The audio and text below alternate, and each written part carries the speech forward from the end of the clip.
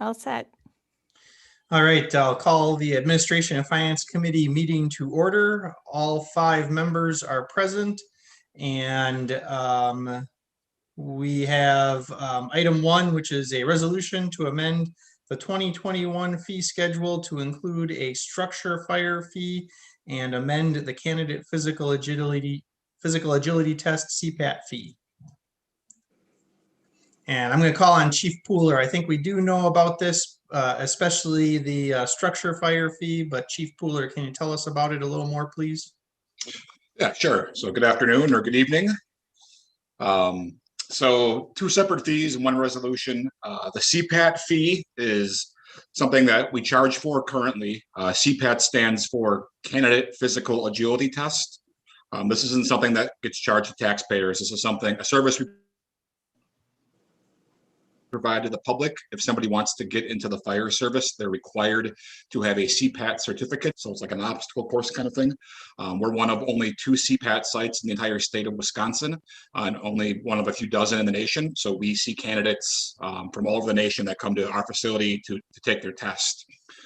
Every testing site charges a fee. We haven't raised our fee for a few years. I just figured it was time. I called around to a few of our competitors throughout the nation, and the proposed $165 is within the range of what other sites are charging. So before I go on to the structure fire fee, are there any questions specific to the CPAT fee? Yeah, go ahead, Chief. Okay, sounds good. The second part of the resolution is to start a new fee for fire response. I know it sounds a bit outrageous, but this is something that other fire departments across the nation have started doing. I've gone to a lot of different billing conferences over the year, and this is always something that other departments are talking about, and different billing companies are encouraging fire departments to look at, and I never paid much attention to it. But then I looked at my own homeowner's insurance policy, and I saw that there is a $500 rider built in for fire response to my home. And then I own some rental properties, and I looked at all of my insurance policies on those, and sure enough, there's a $500 rider built in. I talked to our billing company, who assured me that pretty much every major insurance company out there that provides homeowners insurance has a $500 rider built in for the fire department to respond. So tonight I'm proposing that we start charging this fee. Our record management software would be the trigger for this. So whenever we put a report into the software system, we can look for different parameters. So my goal here isn't to put anybody in financial hardships that can't afford it. Your house just started on fire. It's an emotional and a financial burden for sure. So we would be targeting larger incidents. So like if I have a grease fire in my stove and it's contained in my stove, we are not going to charge the fee. So we would set parameters of say like $1,000 of estimated damage or so would trigger the fee to then get assessed. And then we're talking right now with the finance department, and it sounds like we'll try to build this in-house versus sending it to our billing company, which the billing company takes a fairly large percent. So if we can keep more revenue in-house, we'll try to do that. We only anticipate maybe, at the most 7 bills a month, probably more in the 3 to 5 per month range. I'm happy to answer any questions you may have on that.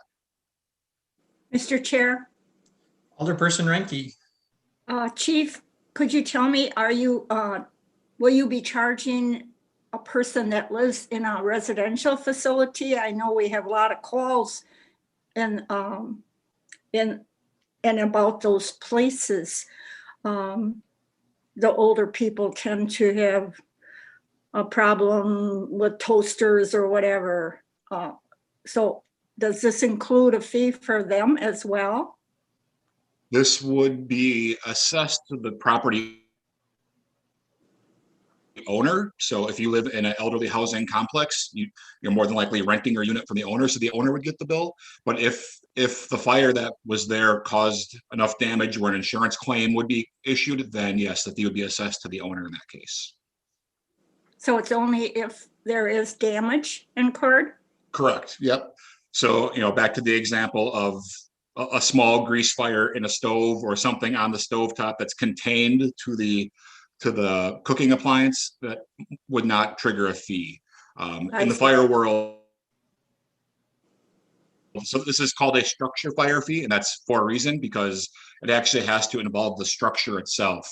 In the fire world, like something small like your toaster or a pot that boils over, or grease in your pot that starts on fire, that's called a fire contained to the object of origin. That's not a structure fire, so that would not trigger the fee. But now, if that toaster fire is under a wood cabinet and now the cabinets start on fire, that's part of the house, then that would trigger the fee. But at that point, you're probably going to file an insurance claim because new cabinets are going to be over $1,000.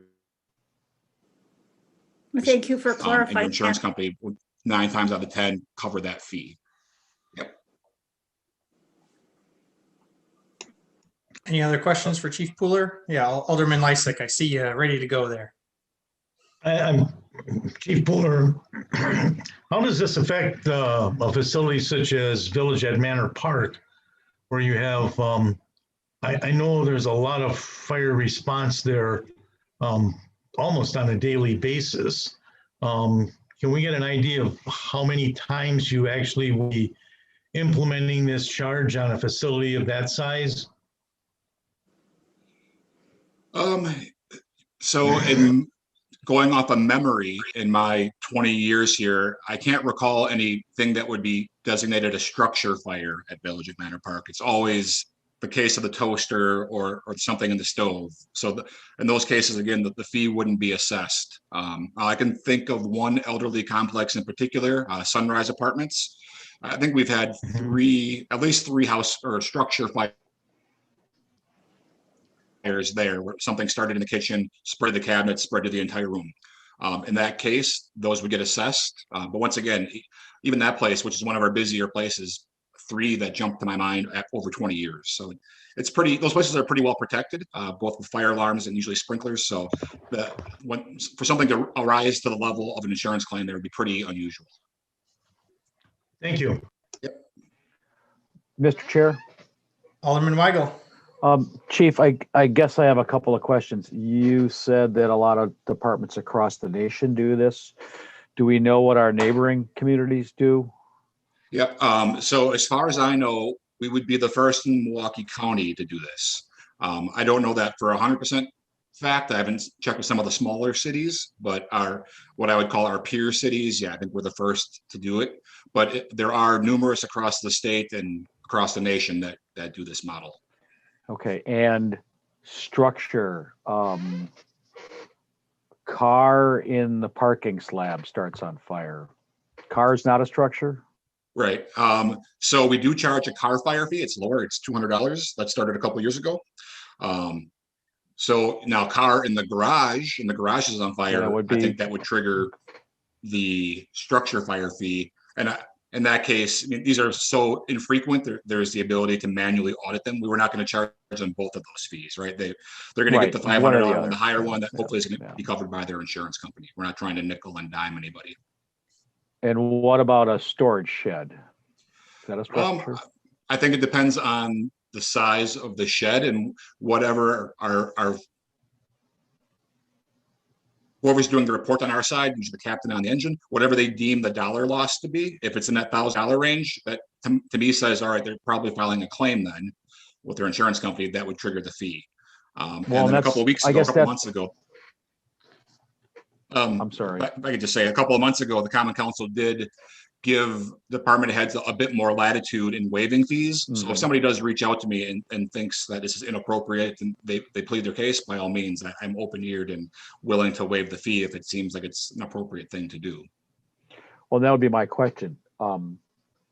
Do these insurance policies that pay the fee, is that only triggered when obviously the resident homeowner has to apply, make a claim?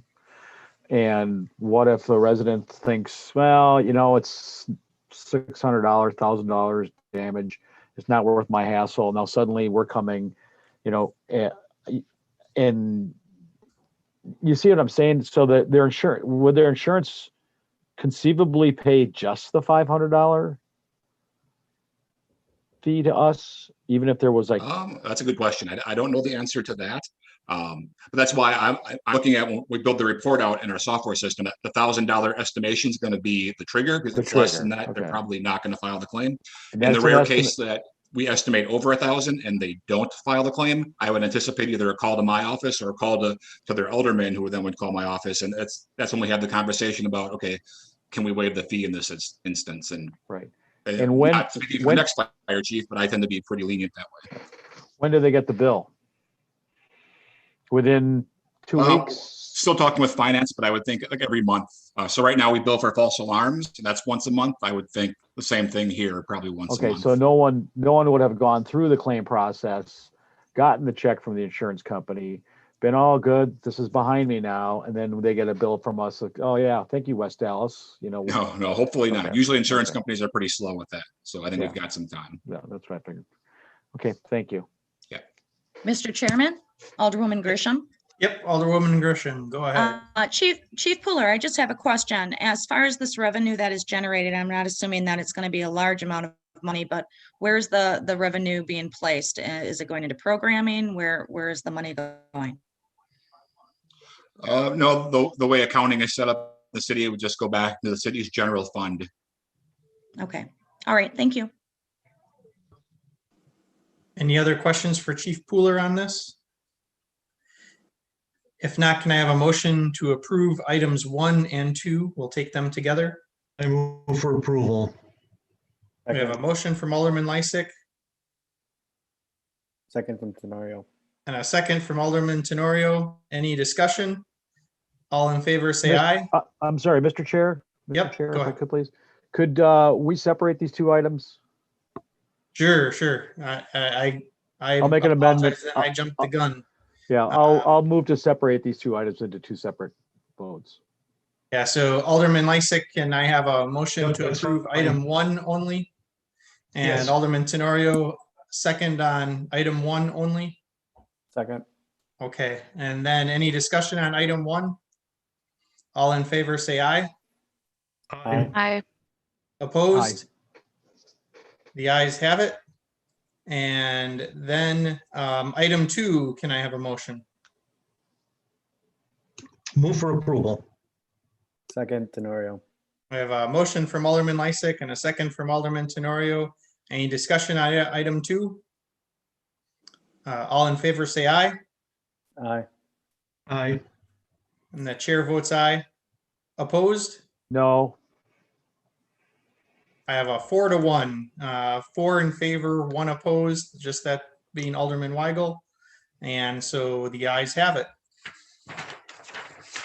And then moving on to item 3, a resolution authorizing executive director of the Economic Development Program to amend a landscape design architectural services contract with Parkitecture and Planning LLC for Burnham Point Park, an existing gravel lot located at 60 Star West Burnham.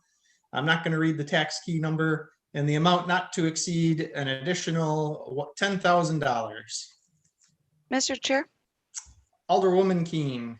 when I was reading this, I was a little confused. It said previously that it was from 17,780 to now 18,780. So is that meant to be not to exceed an additional 1,000, or is the 10,000 correct, or did I read it wrong? And Patrick's going to answer that. The 10,000 is correct. Okay. It's to help provide oversight of the project. I think engineering is obligated with a number of construction projects, and they've asked that we have the architecture oversee the construction of the park. So this is getting that all in place. The bid of the project is coming due here in February, at the end of February, next week.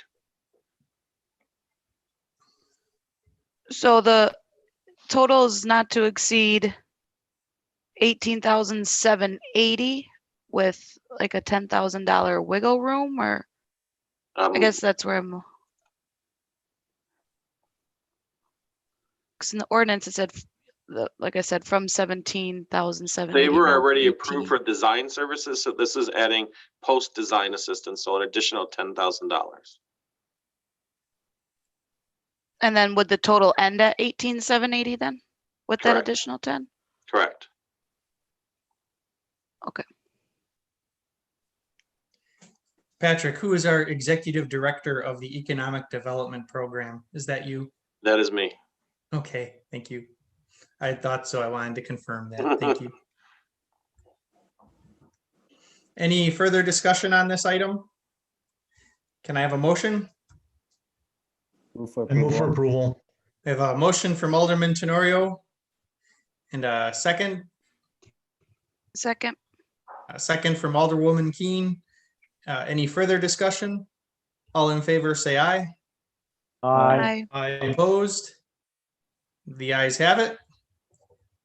And then item 4 is a resolution approving the terms and conditions of an economic development loan to GG003 LLC for the establishment of a dental office at 7020 West National Avenue under the Department of Housing and Urban Development Community Development Block Grant Program in the amount of up to $200,000. Move approval. Second. Motion from Alderman Weigel and a second from Alderman Lysak. Any discussion?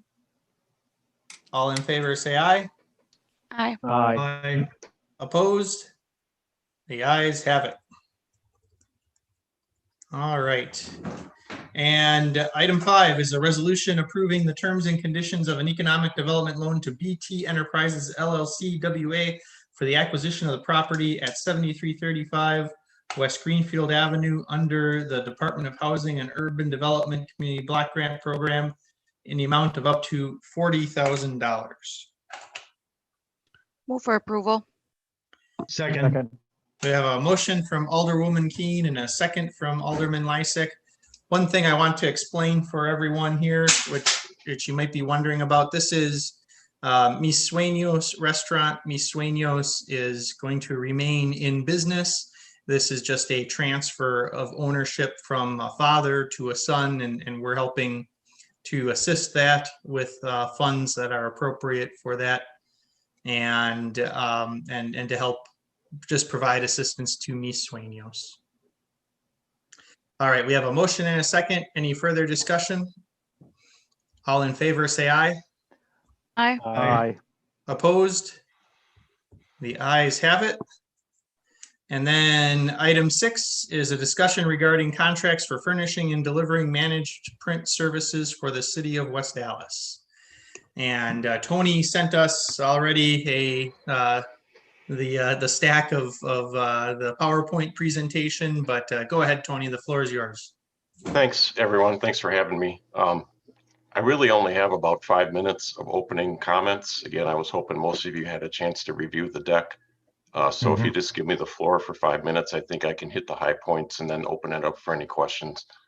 And so Alderman Weigel must have, with his Aloha theme, he must have known I was going to put on my favorite Hawaiian shirt today because I'm dressed accordingly. I want to take a rather unorthodox approach to kind of get into the topic of printing because I know it's such an exciting topic for all of you. I'm actually going to start by telling you a little bit about my favorite magic coin here. This is a coin I carry with myself. I call it my tech investment and my benefit realization coin. It's a reminder to me that I come to this committee a lot asking you to invest in technology. That's one side of the coin, but I don't always tell you about the benefits we're going to get on the back end. That's really my intent today. So on the tech investment side, going back to 2017, I asked you guys to support us and provide some funding for something called DocuWare, which is a digital document management system. You supported us on that, so thank you. In 2018, I was talking about AssetWorks, which is a new system for DPW.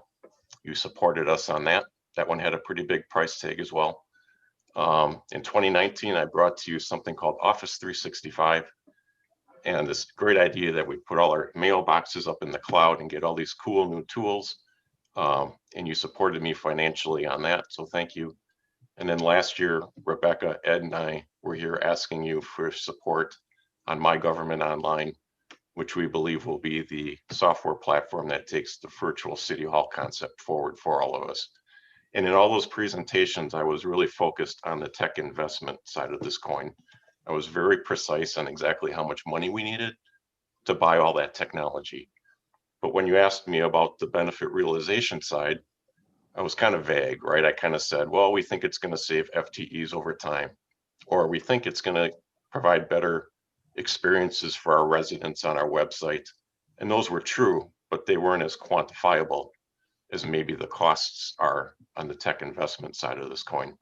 So today is my opportunity to talk about the other side of the coin, some benefits. So if you looked through the deck, there were really two stories that were woven together in that deck. The more boring part of the story is the fact that we just issued an RFP for a new managed print services provider for the city. Prior to that, we were doing business with Impact Networking. We signed a deal with them 5 years ago. All those contracts are coming due. So we issued an RFP. I was hoping to tell you today who we recommend wins that contract. But the fact is, I need a couple more days to make that decision because we're testing out some of the equipment that some of the respondents are suggesting we use, and we want to make sure the equipment works the way we need it to work, primarily in our print mail services or creative services area. But by the end of the week, I do think we'll make a decision on who's going to win this contract. And I will be back to this committee at your next meeting in early March with a formal resolution and a contract for who's going to provide these same services for us for the next 5 years. The sexier storyline in the deck was all around what I call printer consolidation. So knowing that we had an opportunity to do an RFP, myself and my peers took a really critical look at how many printers we have in the city and how much printing we do in the city. And I'm pleased to report that we're going to reduce the amount of devices from 117 or so down to about 60. And the net savings on that is going to be about $120,000 a year.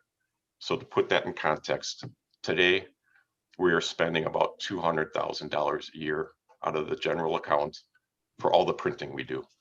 And going forward, we expect that number to drop as low as $80,000, perhaps even lower, if we can reduce even more of the amount of printing we do over the next 5 years.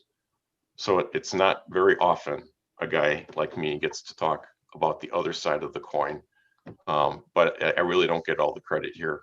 A lot of the credit goes back to my peers who had to make some pretty tough decisions about really consolidating the amount of printing they're doing and the number of devices they have within their departments. So thank you for your time, and thanks for letting me tell you a little bit more about my favorite coin. Any questions? Yeah, thanks, Tony. I want to start out. Yeah, thank you to you and your staff for everything that you're doing here. We always appreciate savings like this. I do have a concern, though, and my concern is born from in my own law office. I have a printer that's just to my left, and I reach over and take things off the printer right here. And it seems like every time we have a new contract for print services, we're decreasing the number of printers. I'm afraid that we're going to reach a point where we have so few printers that we're affecting productivity of our employees. Now, that's just an abstract thought in my mind. I certainly haven't done an inventory at each of the locations where we're providing services. Yep. But I certainly support this proposal, but my thought is that in the future, it seems like we don't want to cut any more printers in the future is what I would say. Can I respond to that, Mr. Chair? Please. Yeah, so in full honesty, I've gotten some pushback from a lot of the staff about that. They might have to walk a little further to get a printout, which is certainly a performance hit, right? But where we reduced the printers was really kind of dependent on the workflow and the work environment across our different buildings. So let me start with library. We didn't reduce a lot of printers at the library because a lot of the printers that are at the library are in the public area. Mike's got his own printers kind of in the back office that he uses, but a lot of the public facing printers remain as is so that the residents aren't going to be fighting over printers in that environment. I mentioned Asset Works. That's probably where we had the biggest reduction in printers. We have 13 devices now at the yards. We're going down to 5. And a big reason for that is a lot of the employees there now have an iPad. and they can look on that iPad at all the data that they used to look on a paper map when they went out to the field to do their thing. So that was a big cost savings. And the other area is just the police department. Seems like everybody in that department had their own little personal printer. And quite honestly, they didn't need as many as they had. So we made some compromises there. And I appreciate the help from Chief Mitchell on that. But I get your point, Mr. Haas. There won't be a point where we eliminate printing completely. And I get that the more you reduce the amount, the more there's going to be a productivity hit. And we kind of try to watch that on a building by building basis. Thank you. Yep. Mr. Chair. Alderman Lysick. I agree with you, Kevin.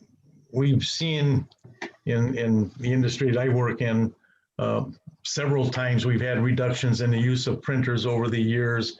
But I think after the initial hit and the people's employees' negative reactions, they find that they don't need the printers as much. You're printing documents that you don't really have to print. They're already available online, and it's basically, and I plead guilty. I have the bad habit too of printing papers that I maybe don't need all the time. And my paper bill is probably, and cartridge bill is probably a lot higher than what it needs to be, because we do have the tools available to us. I have the tools available, and staff has the tools available to not have to print everything or most of the items that they're printing. So I think once people get more accustomed to looking for them, on their iPads or laptops or whatever, they'll find that it's just as easy. Thank you. Any further discussion on this item of discussion? All right, well, thank you, Tony. Yeah, this is just a discussion item, so we don't need to vote on this. And Tony, just as you had indicated, we'll await your proposal with some numbers, firm numbers in the near future. Thanks, everyone. Is there anything else to properly come before the committee? Then can I have a motion to adjourn? Move to Motion to adjourn. adjourn. We have a motion from Alderman Weigel and Second. a second from Alderwoman Keene. All in favor, say aye. Aye. Aye. Opposed? All right, we're adjourned, everybody. Thank you, and see you in about a half an hour. 30 minutes. Thank you. See you later, everyone.